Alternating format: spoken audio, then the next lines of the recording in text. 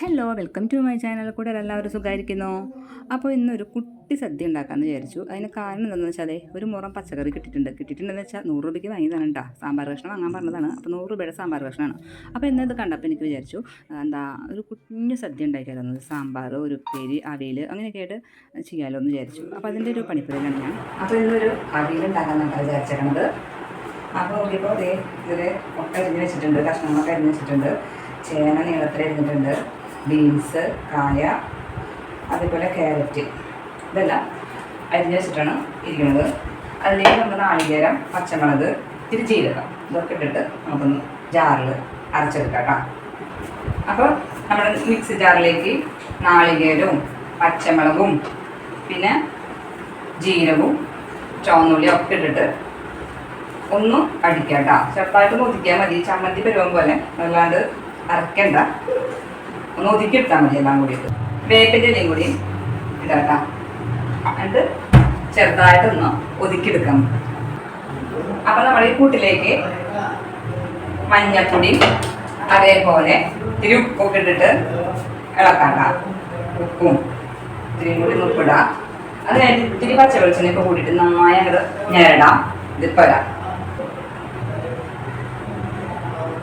വെളിച്ചെണ്ണ കുറച്ചൊഴിച്ച്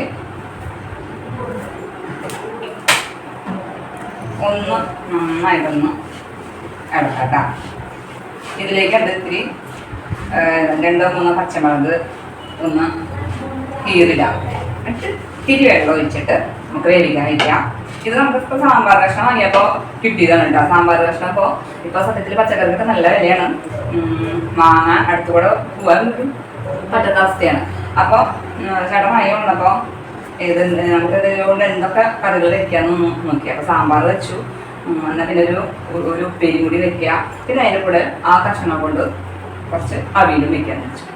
അപ്പോൾ ഞാൻ ആദ്യമേ തന്നെ പറയട്ടെ, ഇത് കുറച്ച് നാൾ മുമ്പുള്ള വീഡിയോ ആണ് കേട്ടോ. ഞാനപ്പോൾ അത് ഫോണിലൊക്കെ എടുത്ത് വെച്ചിട്ടുള്ളതായിരുന്നു. അപ്പോൾ ഇതാണ് ഞാനിപ്പോൾ ഇടുന്നത്. ഇപ്പോഴത്തെ സാഹചര്യത്തിൽ എനിക്കിപ്പോൾ വീഡിയോ എടുക്കാനൊക്കെ ഒത്തിരി ബുദ്ധിമുട്ടുള്ള സമയമാണ്. ഞാൻ നേരത്തെ വീഡിയോ തന്നെ പറഞ്ഞിട്ടുണ്ട്, എനിക്ക് ചെറുതായിട്ട് കാലുവേനയും വയ്യായികയും ഒക്കെ ഉണ്ടെന്ന്. അപ്പോൾ നമ്മുടെ കയ്യിൽ ഫോണിലുള്ള വീഡിയോസ് ഞാൻ നോക്കിയിട്ട് അതിനെ ഞാൻ എഡിറ്റ് ചെയ്ത് സൗണ്ട് കൊടുക്കുകയാണ് ഇപ്പോൾ ഞാൻ ചെയ്യണത് കേട്ടോ. അപ്പം നമ്മുടെ വീട്ടിൽ ഇരുന്നു കൊണ്ട് തന്നെ കുഞ്ഞൊരു പച്ചക്കറി സദ്യ എങ്ങനെ ഉണ്ടാക്കാമെന്ന് ചിന്തിച്ച് ഇരുന്നപ്പോഴാണ് ചേട്ടൻ ഒരു സാമ്പാർ കഷ്ണം വാങ്ങി കൊണ്ടുവന്നത് 100 രൂപയുടെ. എന്നാൽ പിന്നെ ഇത് ആയിക്കോട്ടെ എന്ന് വെച്ചാൽ ഞാൻ ചെയ്ത് വെച്ചതാണ് കേട്ടോ. അപ്പോൾ അതേ പച്ചമുളക് കീറിയിട്ടിട്ടുണ്ട്. അതിൽ മഞ്ഞൾപ്പൊടി, ഉപ്പ്, മുളകൊക്കെ ഇട്ട് നന്നായി വേവിക്കാൻ വെച്ചതാണ്. അപ്പോൾ അതിൽ പച്ചമുളക് കീറിയിട്ടിട്ടുണ്ട്. അപ്പോൾ അതൊക്കെ അവിടെ റെഡി ആയിട്ട് കൊണ്ടിരിക്കുകയാണ്. കഷ്ണങ്ങളൊക്കെ ഒരു 3/4 വേവായപ്പോഴാണ് ഞാൻ മുരിങ്ങക്കായ ഒന്ന് വേവിക്കാൻ വീണ്ടും അതിലിട്ടതാണ് കേട്ടോ. അപ്പോൾ അല്ലെങ്കിൽ മുരിങ്ങക്കായ വെന്തുടഞ്ഞ് പോകുമല്ലോ. അപ്പോൾ അതും ഒന്ന് സെറ്റായിട്ടുണ്ടെന്ന് മനസ്സിലായി. അപ്പോൾ തുറന്ന് നോക്കുകയാണ്. അപ്പോൾ നന്നായിട്ട് വെന്തിട്ടൊക്കെ ഉണ്ട്. അപ്പോൾ ഞാൻ നമ്മുടെ കൂട്ടുണ്ടല്ലോ, നാളികേരവും അരച്ചതൊക്കെ ഒന്ന് ചതച്ച പോലെ അരച്ചതില്ലേ, പച്ചമുളകും ജീരകമൊക്കെ ഇട്ടിട്ടുള്ളത്, അതിൻ്റെ കൂട്ടും കൂടി ഇതിലേക്ക് ഇട്ട് കൊടുത്തിട്ടുണ്ട്. അപ്പോൾ നമ്മുടെ കഷ്ണങ്ങളൊക്കെ വെന്തിട്ടുണ്ട്, അതിലേക്ക് ഇട്ടിട്ടുണ്ട്. അപ്പോൾ ഇത് ഇത്തിരി സമയം കഴിഞ്ഞപ്പോൾ നമ്മുടെ മുരിങ്ങക്കായും എല്ലാ കഷ്ണങ്ങളും ഒരേപോലെ നല്ല സെറ്റായിട്ടുണ്ട് കേട്ടോ. അപ്പോൾ ഇത്തിരി ഉപ്പിൻ്റെ കുറവുണ്ടായിരുന്നു തൊട്ട് നോക്കിയപ്പോൾ. അപ്പോൾ ഞാൻ തൊട്ട് കൊടുത്തു. ഇനി എല്ലാം കഴിഞ്ഞു. ഇനിയിപ്പോൾ ലാസ്റ്റിലേക്ക് ഇത്തിരി തൈര്, ഞാൻ 2 സ്പൂൺ തൈരാണ് ചേർക്കണം കേട്ടോ. എന്നിട്ടൊന്ന് ആകെ ഒന്ന് ഇളക്കി ഗ്യാസ് ഞാൻ ഓഫാക്കിയിട്ടുണ്ട് ഈ സമയത്ത്.